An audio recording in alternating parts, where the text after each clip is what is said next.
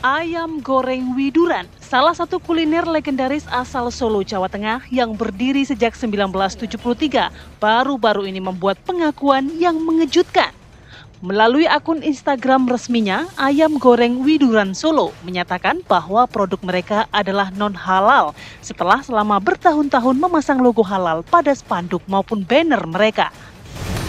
Pernyataan ini sontak membuat geger masyarakat, terutama pelanggan lama yang selama ini mengira Ayam Goreng Widuran adalah tempat makan halal. Kepercayaan yang telah terbangun selama lebih dari setengah abad ini mendadak terguncang. Dalam unggahan akun Instagram @ayamgorengwiduran_solo, pihak rumah makan menyampaikan permintaan maaf. Mereka juga mengakui bahwa informasi sebelumnya telah menimbulkan keresahan di masyarakat. Kasus ini menjadi pengingat masyarakat pentingnya memeriksakan keabsahan sertifikasi halal pada produk makanan. Ayam goreng Widuran di Solo ini memang cukup terkenal dengan kelezatannya. Namun, label halal atau non-halal menjadi hal yang sangat penting bagi sebagian besar konsumen muslim di Indonesia. Tim TV One mengabarkan.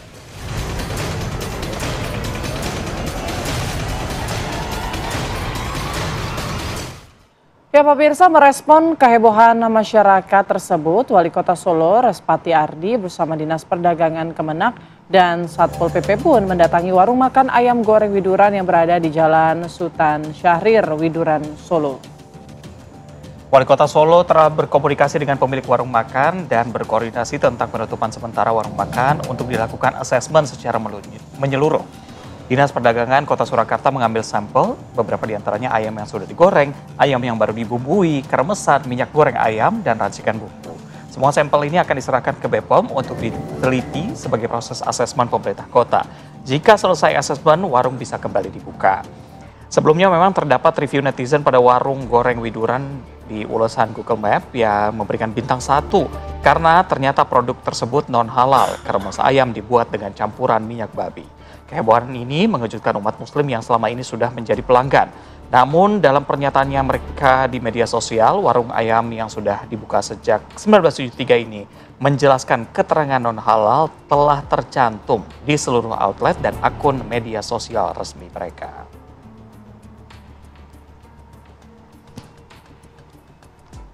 Ini alhamdulillah tadi saya diterima dengan baik oleh karyawan yang bertugas, tapi juga telepon diterima dengan pemilik usaha, dan saya menghimbau untuk ditutup lebih dahulu, dilakukan asesmen ulang oleh OPD terkait kehalalan dan ketidakhalalan. Jadi saya tawarkan apabila memang mau menyatakan halal silahkan ajukan, kalau tidak ya silahkan ajukan tidak halal.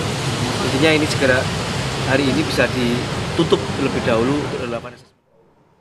Nah ini bikin heboh dan juga bikin khawatir semua orang, terutama saya nih pecinta kuliner gitu ya. Kalau kita jalan-jalan liburan pasti mau cobain yang khas dari daerah sekitar. Begitu. Tapi lagi-lagi kita diuji untuk melihat dan juga bertanya begitu, apakah makanan ini termasuk halal atau tidak gitu. Apalagi setelah 52 tahun ya kurang lebih ya, Betul, 1973 ini Ayam Goreng Widuran berdiri, kenapa baru sekarang memberikan pernyataan non halal? Betul. Ini kan 52 tahun sudah berapa banyak orang muslim mungkin ya yang sudah menyantap ayam goreng tersebut. Nah, bagaimana hukumnya setelah kita tidak mengetahui menyantap ayam goreng haram begitu ya? Harusnya bukan ayam goreng haram sih.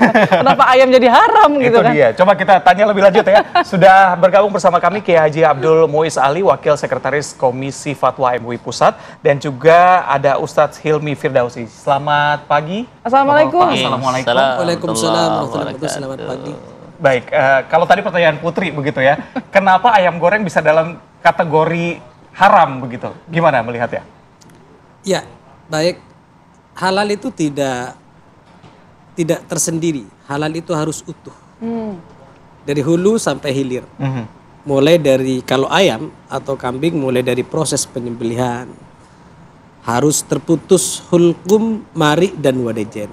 Saluran makan, saluran nafas dan 2 urat, samping kanan samping kiri. Kemudian dari aspek proses. Memang misalnya ayamnya sudah halal. Tapi prosesnya, penggorengannya tidak cara yang halal dan thayyib, maka tidak dapat sertifikasi halal. Misalnya ada minyak goreng yang diduga kuat atau sudah dapat dibuktikan itu ada unsur anjing dan babi, maka itu tidak dapat disertifikasi halal. Nomor 3 dari sisi kemasan, nyembelihnya udah benar, gorengnya udah benar, bumbunya udah tepat, udah benar, tapi dikemas merek yang tidak tepat, misalnya ayam goreng gila, nah itu tidak dapat sertifikasi halal. Jadi nama juga berpengaruh ya? Berpengaruh ya. Itu semua diatur dalam Undang-Undang Nomor 33 tahun 2014. Tapi kalau nama itu lebih ke sertifikasinya aja. Ya. Kayak misalnya nasi goreng gila nih, pecinta nasi goreng gila nih, nggak mungkin akan dapat sertifikasi halal kalau namanya masih nasi goreng gila gitu ya. Tapi produknya bisa jadi halal. Kalau Produknya prosesnya halal sudah- selama memang tidak ada bahan yang diharamkan atau tidak terkontaminasi najis. Najis itu dalam fikih yang kita pahami ada 3. Najis mughalladhah, najis tingkat berat, yaitu anjing dan babi dan turunannya. Najis mutawassithah, ya kan? Najis mutawassithah itu Tengah-tengah. najis yang selain najisnya kencingnya bayi laki-laki yang belum umur 2 tahun. Kencingnya bayi perempuan yang belum umur 2 tahun, 2 tahun. Oke. Dan belum makan apa-apa selain air susu ibu. Baik. Nah, kalau kencingnya bayi perempuan yang melebihi dari umur 2 tahun dan sudah makan sesuatu selain air susu ibu, Masuk dalam najis maka juga ya? najis tingkat Mutawassithah. Baik, Ustadz, ini kita sudah 2 kali kena prank ya. Ya. Sebelumnya ada marshmallow, lalu ada ini juga begitu. Sama-sama menuliskan halal tapi ternyata tidak halal begitu. Kita sebagai umat muslim tidak tahu dan ternyata sudah pernah konsumsi. Apa yang bisa dilakukan? Ya, yang pertama sesuatu yang tidak tahu tidak dikenai hukum. Ya, tapi ketidaktahuan itu kan harus diteliti dulu. Kenapa tidak tahu?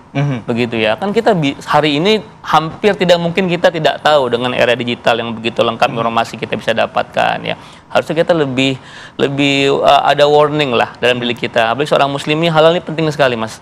Ya, halal ini penting tidak hanya masalah asupan tapi juga masalah nanti bisa mengeraskan hati, membuat malas ibadah segala macam ya. Kalau kita memakan sesuatu yang haram gitu ya, maka seorang muslim tuh ya harus sangat berhati-hati. Tadi Pak Kiai bilang bahkan beliau sempat tidak mau makan ayam di luar setelah beliau mengasesmen rumah potong ayam ya, karena memang kita harus sangat concern memperhatikan apa yang kita makan. Jadi hati-hati. Dan saya lihat di rumah makan Widuran ini ya, sudah 72 tahun ya. Bahkan sempat katanya mencantumkan kata-kata halal ya, bukan labeling halal ya, tapi kata-kata halal. Itu kan satu, namanya ayam goreng saja itu pasti identiknya oh halal ya ayam gorengnya. Ya apalagi sudah disertai dengan tulisan halal, maka banyak orang masuk. Yang saya lihat di review Google yang ribuan itu, ya itu ternyata banyak muslimah berhijab yang masuk ke dalam beklus keluarga, begitu ya? makan dan tidak diberitahu. Oke lah kita nggak halangi, tapi harusnya diberikan informasi bahwa ada produknya yang mungkin non halal itu ya. Katanya sih kremesnya begitu ya. Tapi kan kalau kremes digoreng pasti bareng dengan ayam. Nah, itu juga pembelaan alat dari mereka kan masaknya begitu ya? pasti akan terkontaminasi dan itu jadi haram juga gitu ya. Nah ini ya kita membutuhkan kejelian. Kalau saya belum pernah ke sana, tapi kalau kata teman-teman itu terletak di daerah pecinaan gitu, Chinatown, yang banyak menjual makanan non halal juga. Harusnya kan mikir ini kayaknya jangan-jangan memang pusat makanan non halal. Nah kita dibutuhkan lah lebih teliti, Mas. Berarti kitanya harus lebih kritis begitu, Ustaz ya? Teliti. Nah, terus kalau kita udah gini, oke lah mungkin kita nggak tahu, jadi nggak masalah karena kita nggak tahu. Tapi mungkin pasti kan ada rasa tidak puas dari Muslim ini ya, gitu kan, dari kita ingin sholat tobat atau mungkin apa yang bisa dilakukan gitu loh untuk supaya membersihkan tadi unsur-unsur non halal di tubuh gitu. Ya, semua orang pasti punya masa lalu ya, apalagi ini disebabkan karena ketidaktahuan ya. Jelas istighfar yang banyak lah, sholat taubat, ganti dengan amal-amal soleh yang lain ya. Istighfar kepada Allah karena ini penting sekali. Khawatirnya karena banyak orang sekarang nggak peduli sama halal haram. Jadi yang haram itu kan tidak cuman asupannya yang masuk ke ini kita babi gitu ya, ada babinya. Yang tadi ayam saja kan mohon maaf ya, kita kan banyak sekali waralaba ayam gitu ya, ayam goreng itu kan juga jarang kita tanya kepada manajemennya ini penyembelihannya seperti apa gitu ya. Kita nggak ngomong di luar negeri ya, di Indonesia saja ya kan tuh banyak sekali rumah makan ayam goreng. Yang penting itu enak, viral dan sebagainya, sikat gitu ya. Ini kan juga kita harus hati-hati sekali. Nah, kalau sudah terlanjur ya taubat minta maaf dan lebih berhati-hati. Orang Islam itu hati-hati. Takwa itu kan hati-hati. Ya, mulai ke depan mungkin pastikan semua yang masuk ke dalam tubuh kita, istri kita, anak-anak kita itu yang halal-halal saja. Kalau ayam ya agak rewel dikit, Mbak ini nyembeli di mana Mbak? Gitu. Atau kalau mau amannya makan di rumah, pastikan juga ke istri kita belanjanya ayamnya di mana nih? Di pasarnya dipotongnya bagaimana nih? Dilihat langsung pada saat pemotongan. Atau beli ayam hidup potong sendiri. Nah, itu lebih kuat lagi. Atau jadi vegetarian dulu ya, vegetarian kita makan sayur-sayuran dulu gitu biar lebih pasti. Tapi Ustaz ini masuknya ke dalam syubhat gak sih? Iya. Masuknya syubhat ya? Ya kalau memang ragu-ragu ya Mas ya, ragu-ragu ya. Ini syubhat ditinggalkan kata Rasulullah. Ya. Jadi ya kalau ulama-ulama kita ya yang bukan seperti kita lah ya, mereka sangat menjaga asupan yang masuk ke dalam tubuh mereka. Mereka jangankan yang haram, yang syubhat saja mereka hindari. Gitu kan ya. Nah, kalau kita mau coba seperti itu juga lebih bagus. Cuman di era sekarang kan sepertinya agak sulit, maka dibutuhkan kerjasama semua pihak. Kita ada badan jaminan produk halal. Itu tugasnya untuk itu kan ya. Kedua, ya tolonglah para produsen ya. Itu lebih fair, lebih jujur. Jangan cuma karena pengen dapat cuan terus dia menipu konsumen. Dan konsumen bisa menuntut tuh ini. Ya, bisa menuntut tuh, ada undang-undangnya kan seperti itu kan. Dia undang-undang JPH itu 2014 bisa kena sanksi sampai 5 miliar bahkan. Ada undang-undang perlindungan konsumen juga. Kalau dia pernah mencantumkan kata-kata halal di produknya dan ternyata itu berdusta, itu juga bisa dikenakan delik pidana bahkan. Oke, nah itu berarti bisa kita lakukan apa ya, tindakan pidana ya, termasuk tindakan penipuan mungkin ya. Ya, jadi begini, kalau dalam Undang-Undang nomor 26 pasal 2 itu memang disebutkan orang yang melanggar aturan JPH ini maka kena sanksi administratif. Makanya saya ingin menegaskan kembali kondisi sekarang ini Mas sudah sampai apa yang sudah pernah diprediksikan oleh Nabi Muhammad SAW. Suatu saat Rasulullah pernah bersabda, sayati zamanun, akan datang suatu zaman di mana umatku sudah kurang begitu peduli terhadap apakah makanan yang kami konsumsi itu halal atau haram. Yang penting makan aja, kelihatan rame viral itu makan. Itu sudah betul-betul, ini 14 abad yang lalu. Prediksi Rasulullah benar-benar terjadi sekarang. Yang kedua, saya ingin menguatkan apa yang disampaikan oleh beliau Ustaz Hilmi Firdaus. Ketidaktahuan itu dalam agama ada dua. Kalau hal-hal yang bersifat khafi, yang tidak pasti dan tidak jelas, kita nggak tahu nih, sudah terlanjur makan nih, gimana hukumnya? Maka ini dimaafkan. Allah Subhanahu wa taala berfirman, la yukallifullahu nafsan illa wus'aha. Kita nggak tahu udah terlanjur makan nih. Teh yang kita minum ternyata ada bahan yang haram, maka dimaafkan. Bertobat, beristighfar kepada Allah Subhanahu wa taala. Tetapi ketika makanan dan minuman itu jelas yang bersifat jali, sudah jelas itu lokasinya ada ini lokasinya di mana, kelihatan di outletnya itu sudah ada penjelasan, maka sudah tidak dimaafkan lagi karena sudah pasti, udah jeli, udah jelas. Tapi kesalahan yang tidak tahu kita terlanjur makan tapi nggak tahu. Dan ini 25 tahun, 52 tahun, 52 tahun, 73 ya. Kalau misalnya gini, kadang ada satu restoran yang menjual halal dan non halal di satu tempat, gitu ya. Misalnya ini menu non halal, ini menu halal. Nah, sebaiknya kita mendingan nggak usah aja gitu ya. Jadi gini, kalau dalam sebuah restoran itu tidak boleh ada sharing fasilitas namanya. Kalau menjual ayam di restoran itu, maka semua alat-alat perangkat di sana tidak boleh dicampur baur. Di dalam dapur itu tidak boleh ada sharing fasilitas, sehingga menimbulkan keraguan atau jelas-jelas itu berpotensi menjadi haram. Nah, maka boleh dalam suatu warung itu harus ada penjelasan, ini makanan non halal, harus dijelaskan. Ini halal, ini non halal. Begitu. Secara jelas tertulis, jangan ditutup-tutupi begitu jangan ya. Ditutup-tutupi. Bisa menyesatkan begitu bagi orang. Bisa menyesatkan. Karena perlu ditegaskan lagi, bukan dilarang menjual makanan non halal, tapi harus dijelaskan bahwa ini non halal supaya tidak menyesatkan, terutama umat muslim yang sedang mencari makan. Dan keterbukaan juga cara pengolahannya, open kitchen. Kan kita nggak tahu ditulisnya halal non halal, tapi di dalamnya pengolahan kita nggak tahu. Tadi kan kata Pak Kiai nggak boleh sharing facility. Apakah benar dijaga?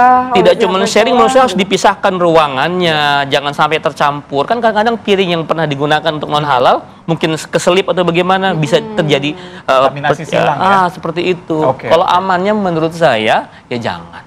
amannya dihindari dulu, yang pasti halal saja begitu ya. Tapi perbincangan ini masih akan kita lanjutkan nanti, kita jeda dulu. Usai jeda kita akan kembali dengan informasi mengenai ayam Madura Solo yang masih viral ya. Sesaat lagi, tetap bersama kami.